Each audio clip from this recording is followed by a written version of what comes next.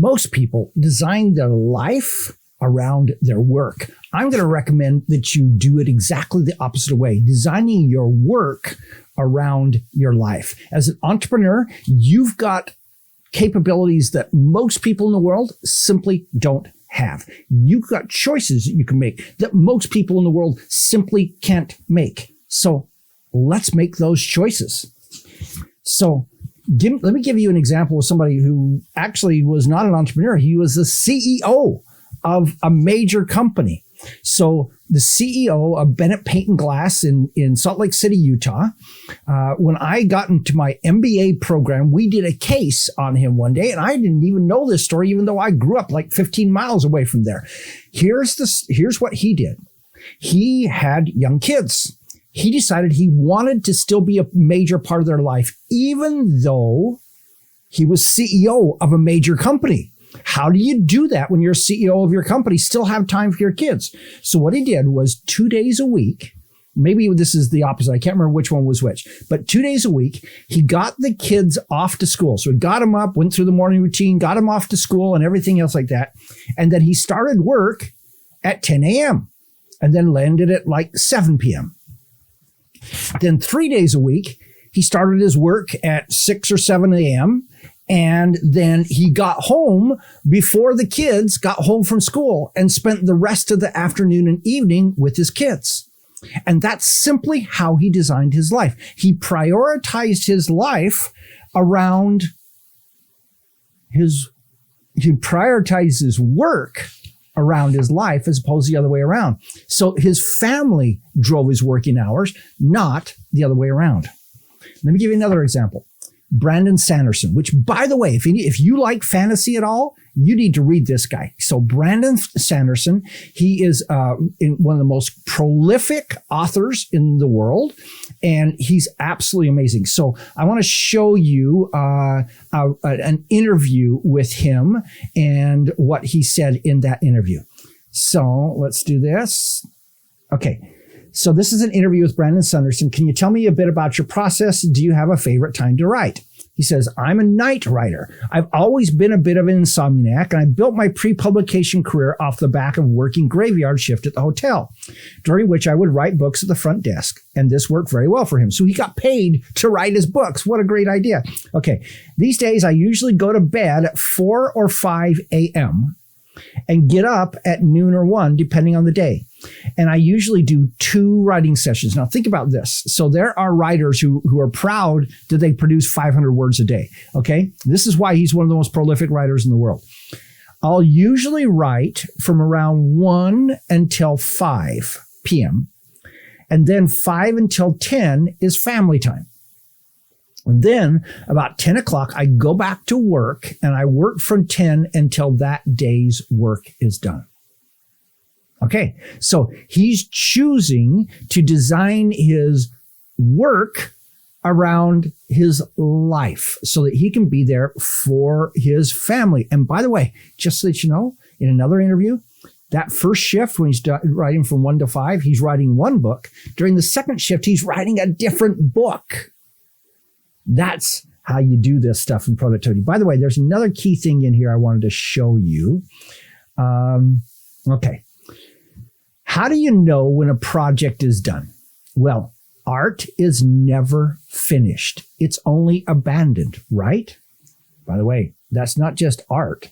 That's almost everything in life.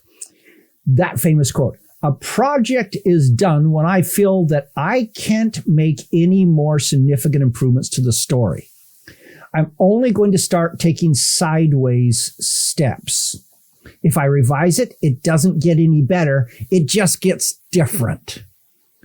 I wanted to show you that because if you're a perfectionist, that's the solution to the problem. If you're a perfectionist and can't release anything to the world because you're always feeling like it can be better, start realizing that in many cases, it's not actually getting better. It's just getting different. And so focus on just getting stuff out. So he's doing 2 writing shifts a day and he's in control. And this is the opportunity that you have. You're in control. You're in control of your life, your time, and everything else like that. It's simply a process of making choices. And it all depends on what choices you want to make. Do you want to spend some time with your family? Or do you want to spend your entire time working? Part of this, I'm talking to myself because sometimes I don't make those choices. And so you can design your work accordingly.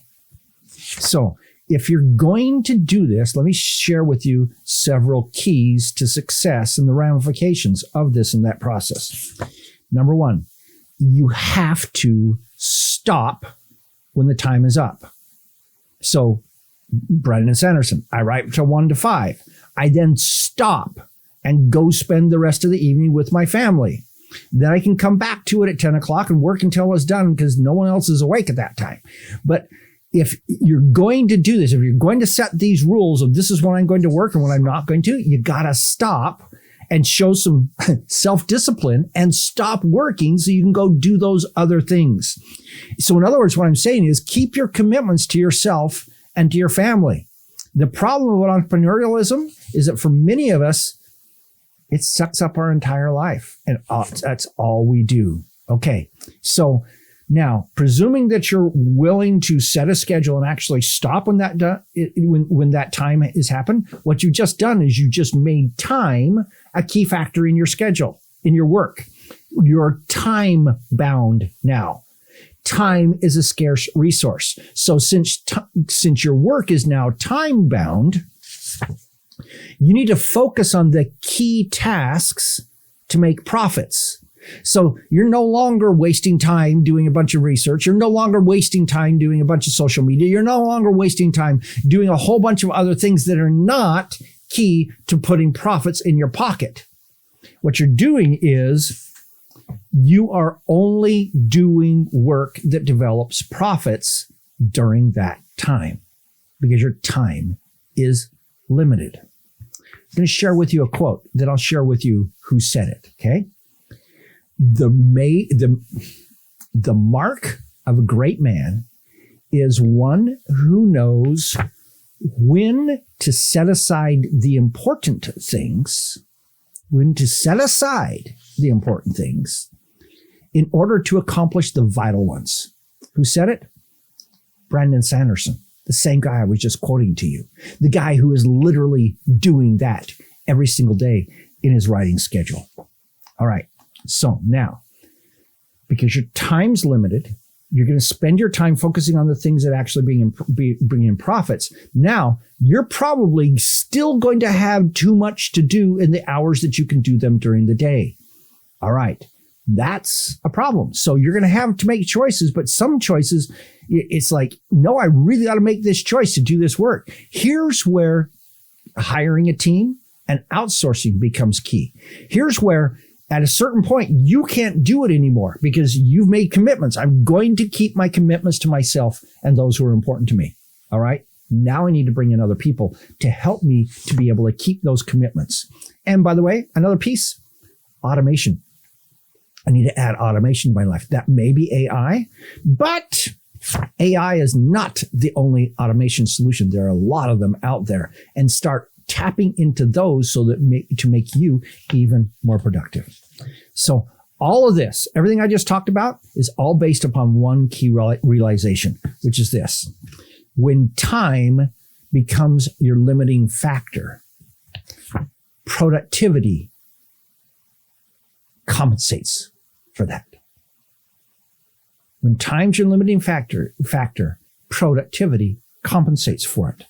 And that's a very good thing, because the more productive you are, the better off you're going to be in your business. I recommend limiting your time, making those commitments. Even if you don't shift your time, limit it and just say, I'm going to be done. All right, now what have I got to do to get to build the income that I want to within that time constraint? What's your thoughts? Let me know in the comments. This is Don Crowther saying, just go do this stuff.